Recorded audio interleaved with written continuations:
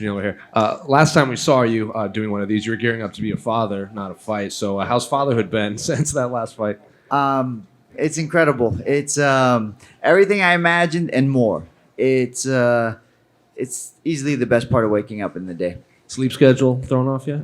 I wasn't much of a sleeper before anyway, so not a whole lot has changed in that aspect. But, I give up all my sleep if I can spend more time with her. And smooth ride with the Tesla, right? The ride is smooth, that's for sure. Yeah, thanks, Elon. Well, looking at your next fight, obviously you got Islam Makhachev, a fighter a lot of fans assume is going to be a contender, if not a champion in the future. So looking at him, what do you make of his skill set in there? I mean, he's as complete as you get. He can wrestle, he can do jiu-jitsu, and then he can strike. And in all those things, he's quite capable. So he's a great fighter. When we spoke with Cody Stamen in Media Day, I asked him to compare wrestling and Dagestani wrestling.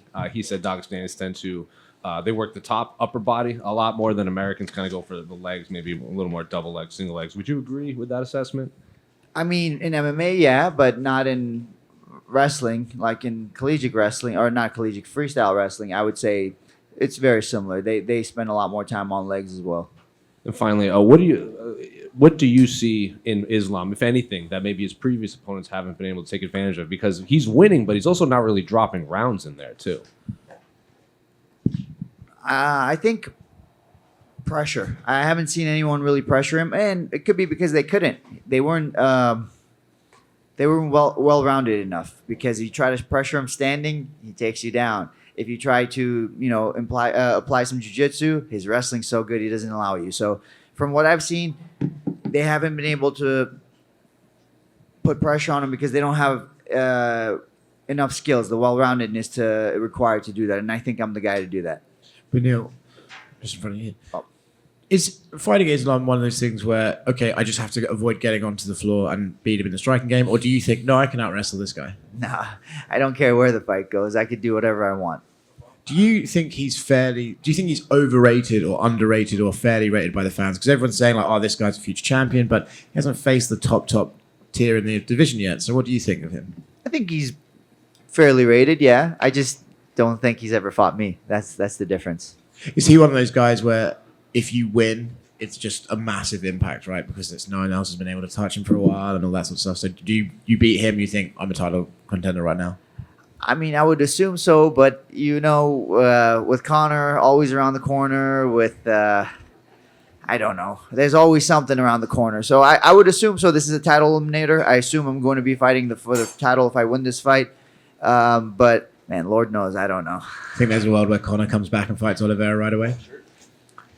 I don't know. I hope not. I mean, does that even make sense? I mean, if you're from whose perspective that makes sense. So but I guess if it makes sense money wise, it makes sense. Thank you. Beneil, far right over here, Colin Crandall from MMA Power Hour. Good to see you. What's your thought about the comparison between Islam and Khabib? A lot of people say it's the same guy, essentially, just a little younger in Islam and a little different skill set. What do you feel as far as that comparison? I would disagree. I think stylistically, they're definitely not the same. Both great fighters. Just stylistically, they don't do the same things. You'll see Khabib shoot like 5 to 7 times in a round just to make sure somebody gets tired, while Islam will be so accurate with his feints and striking, and then we'll get that one shot, and that one shot will put you, and then he'll be able to hold you. So they're not that similar, in my opinion. They have similar techniques and they have similar goals, but the route they take is not similar. So I guess you could say they're similar in that they want to do the same thing, but they don't take the same route. Gotcha. What would be more fun for you, if the fight stayed on the feet or if there was a lot of scrambles and groundwork? The way I've been training, it honestly doesn't matter. What would be fun is if it turned into a contest of wills, because the skill set is so evenly matched that somebody has to break. That would be interesting. That would be fun for me. Absolutely. 2 last real quick ones for me. finding someone that can mimic the guys from Dagestan and the top pressure that they put on has got to be tough. Obviously, you don't want to give away all your secrets, but are there some guys out there that can kind of mimic that a little bit?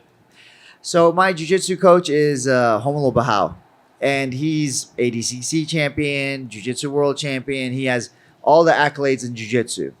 And every time I train with him, I get smashed. So it's not getting smashed isn't anything new for me. It's been how I train for most of my life, and it's how I've gotten better because I've always had people better than me. I have people better than me in wrestling. I have people better than me in jiu-jitsu, and then same thing with striking, and that's helped me develop the way I have. So I don't think it's going to be anything new if he can get me down. Gotcha. Last one for me. I know you're not really a gambling man. In fact, I'm pretty sure you're not at all. But when you look at the odds and you see it looks like 3-1 Islam, and you hear some hype, a lot of people saying don't sleep on Beneil, but then a bunch of people saying, oh yeah, Islam all the way. What are your thoughts and what do you think of those odds? I didn't know the odds, but I think those are silly odds. That's what I think. Agreed. Yeah. Thank you so much. Hey, Beneil right here. Over the top. Beneil, obviously any main event is a big deal, but it feels like even from the fans, there's quite a bit of hype for this particular matchup in general. Are you feeling that? Do you feel, whether they're on your side or another, that, hey, a lot of people are just really paying attention to this one? From the people around me, I do feel it. I don't spend a lot of time looking to see what's going on, but I feel it from the people around me. You could tell there's a different energy. They're like... you're fighting this Goliath, right? So I can see that in a lot of people's eyes, and I'm just looking forward to this.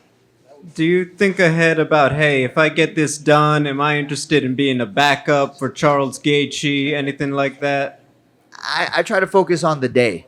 Like today, what I have to do for today, and then let tomorrow be tomorrow. It's too far ahead to even think about. Then just from the outside looking in, just what's your assessment of the title fight coming up that we're expecting between Oliveira and Gaethje? I think if Justin does his homework in jiu-jitsu, his wrestling is really good. And what Justin has that I think Charles doesn't have in the stand-up is better feints and better movement, footwork and angles. If he could put it all together, I think Justin's gonna get the KO. The issue becomes, I think, for Justin, if he falls into the trap of, this guy's standing in front of me, throwing knees, throwing kicks, throwing punches, and I'm going to meet him with that. I think that would be a mistake. Thank you.